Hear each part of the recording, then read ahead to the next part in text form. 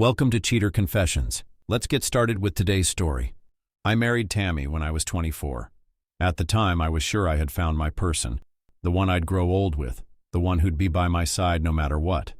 She was beautiful in this effortless way, always laughing, always making me feel like I was the luckiest man alive. We didn't have much at the start, but we had enough.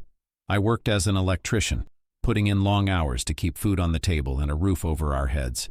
Tammy stayed home raising our two kids, Noah and Lily. She was a great mom, always doing little things that made our house feel like a home. She'd bake cookies with the kids on Sundays, leave sweet notes in my lunchbox, and greet me with a kiss when I walked through the door after a long day. For years I believed we were solid. We had our struggles, every couple does, but I thought we were the kind of couple that could weather anything. I didn't see the change right away.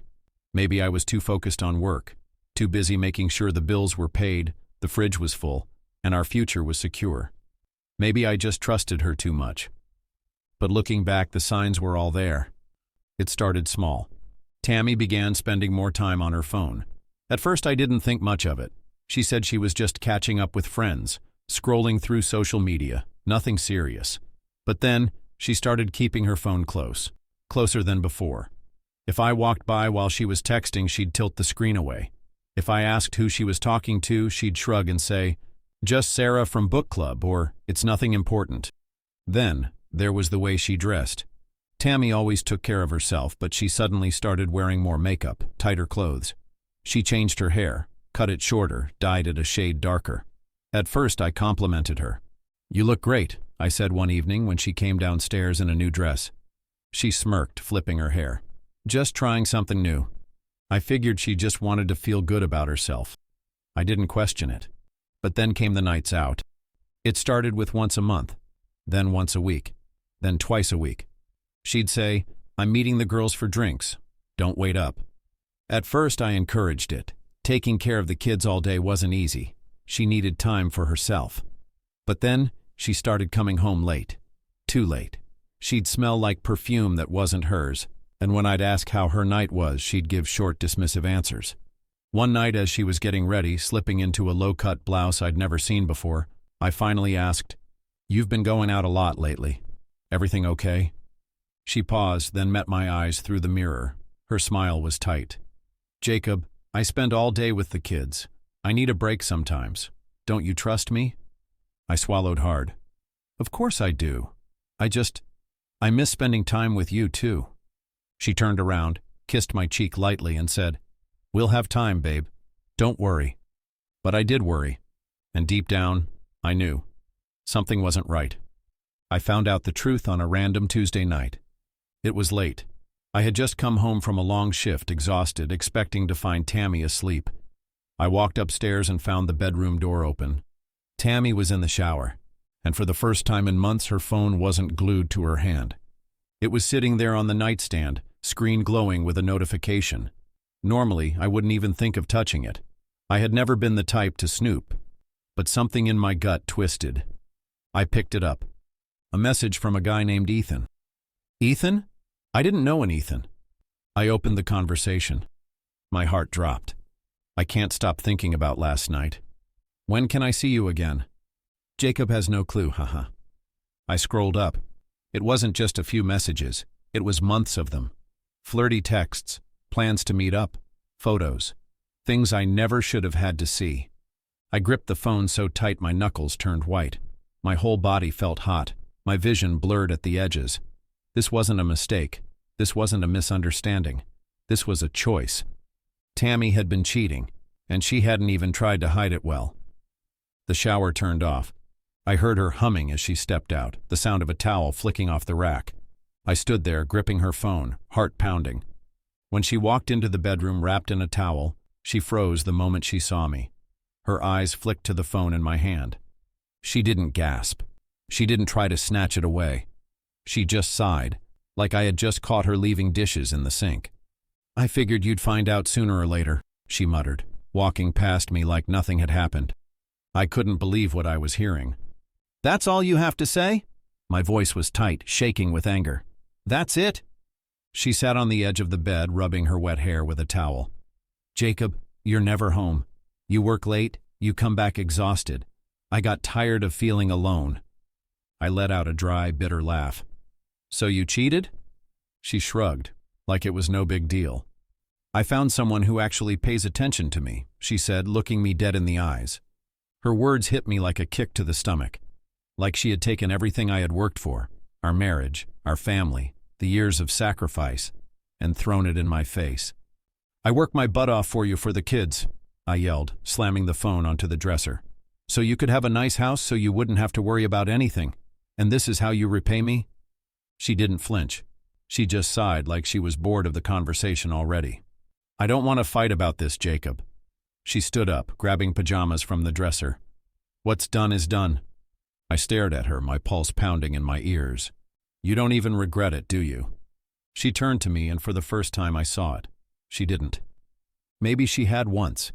Maybe the first time she snuck out to see him she had hesitated. Maybe she had felt guilty, lying in bed next to me after being in someone else's arms. But now, she was already gone. A part of me wanted to scream, to break something, to demand answers she clearly wasn't going to give me. But I didn't. Because what was the point? She had already made her choice. The next week she filed for divorce. Divorce is supposed to be about fairness, about dividing things equally. But let me tell you something. When kids are involved, there's no such thing as fair. I thought stupidly that Tammy's affair would give me some leverage in court. I had proof. I had her messages. I had every reason to believe the judge would see what kind of person she was. But the court didn't care. It didn't matter that she had betrayed me, that she had wrecked our marriage. All that mattered was that she had been the kids' primary caregiver while I was working. So she got the house. She got full custody of Noah and Lily. And just to make sure the knife was twisted all the way in, she got a ridiculous amount of alimony. I walked out of that courthouse with nothing but a bag of clothes, a one-bedroom apartment I could barely afford, and a broken heart. I told myself it was okay, that I'd still see my kids every other weekend, that I'd still be their father. I had no idea what was coming. At first, Noah and Lily were excited to see me. They ran into my arms every time I picked them up. My tiny apartment didn't bother them. We made it fun. Movie nights, homemade pizza, building pillow forts. But then little by little, things started to change. Tammy poisoned them against me. It started with small comments, subtle things. "Mom said you should have fought harder for us. Mom said you didn't care about keeping our family together." Then it got worse. "If you really loved us, you wouldn't have let this happen. Maybe if you were home more, Mom wouldn't have left you."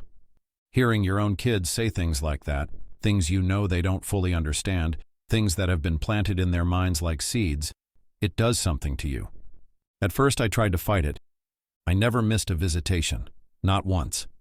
I showed up to every school play, every soccer game, every parent-teacher meeting, even when Tammy acted like I wasn't there. I sent gifts, even when I got no response. I tried to remind them over and over that I loved them. I never wanted this. But it was like trying to hold on to sand. No matter what I did, they slipped further away. Then came the day that broke me. I had just picked them up for our weekend together. Noah was quiet. Too quiet. "What's wrong, buddy?" I asked as we drove. He wouldn't look at me. When we got inside my apartment, he finally spoke. "I don't want to come here anymore." The words hit me like a sledgehammer to the chest. I swallowed hard. "What?" He looked at the floor, shifting uncomfortably. It doesn't feel like home. And Mom says we don't have to come if we don't want to." I turned to Lily. She wouldn't meet my eyes either. I felt something crack inside me. I knelt down in front of him, trying to keep my voice steady. "Noah, I love you. I love your sister. You're my kids. I don't care how small this place is. I don't care what Mom says. You always have a home with me." Noah shifted, looking uncomfortable. "I just think, maybe it's better if we don't come as much." I nodded slowly, my heart shattering into a million pieces. I didn't argue. I didn't beg. I just said, "Okay." And that was the day I realized I had lost my kids. For a while I kept fighting. I told myself I wouldn't let Tammy win. But every visit was harder. Every phone call ended with them cold and distant. It felt like they weren't even my kids anymore. One night after another failed visit, I sat in my car outside my apartment, staring at the dashboard, feeling completely empty. What was I doing? I had spent years trying to be the father they deserved, only to be treated like a stranger. I let go. I stopped reaching out. I stopped forcing them to visit when they clearly didn't want to. It hurt, but at least the pain was on my terms. Meanwhile, Tammy was living her dream life with Ethan. They traveled. They posted pictures of fancy dinners, expensive vacations. She had everything she wanted. Or so I thought. 2 years had passed since the divorce. 2 years since I lost my wife, my home, and, worst of all, my kids. I had spent those years rebuilding, not just financially, but emotionally. I had learned to live with the quiet. I had learned to stop checking my phone, hoping for a message from Noah or Lily that never came. I had learned to let go. While I was learning to move forward, Tammy was caught up in the illusion of a perfect life. Ethan was everything I wasn't, at least that's what she believed. He was flashy, charming, always tossing money around. Their picture-perfect life was plastered all over social media. At first it stung, but eventually I stopped caring. Then one day I heard the rumors. Tammy and Ethan weren't doing so well. It started small, whispers from mutual friends, people saying they had been fighting more, that Tammy didn't look as happy as she used to. Then I got a call from my buddy Mark. "You're not gonna believe this," he said, his voice dripping with amusement. "What?" "Ethan scammed her, took everything and ran." I sat up straight. "What do you mean everything?" "I mean the guy was drowning in debt. Turns out all that money, the fancy vacations, the new car, it was all fake. He was using credit cards under Tammy's name, maxing them out left and right. And when it finally caught up to him, he disappeared, wiped out her bank account and took off." I leaned back in my chair, rubbing my jaw. I wanted to be the bigger person. I wanted to say that's terrible and mean it. But instead, I laughed. Not out of joy, not out of revenge, but because this was exactly what she had done to me. She had taken everything, my home, my kids, my money, and walked away without a second thought. And now, karma had come knocking on her door. "She lost the house too," Mark added. "Bank took it back. She's got nothing, man." I let out a slow breath, shaking my head. Tammy had bet everything on Ethan, and she had lost. Then one night my phone rang. I glanced at the screen. Her name flashed across it. Tammy. I hesitated for a moment before answering. "Jacob, it's me." Her voice wasn't the confident, smug voice I remembered. It was quiet, shaky. "I know I'm the last person you want to hear from," she said. "But I need help." I leaned back in my chair, shaking my head. "Help?" "I messed up," she admitted. "Ethan, he left and took everything. Now I have nothing, Jacob." I let the silence stretch. Part of me wanted to rub it in to say this is what you deserve. But then she said something else. "Noah and Lily want to see you." I froze. They know now. About everything. I shouldn't have turned them against you. They miss you, Jacob. For a moment, I let myself imagine it. Seeing my kids again. Being their father again. But then I thought about everything. The years of pain. The rejection.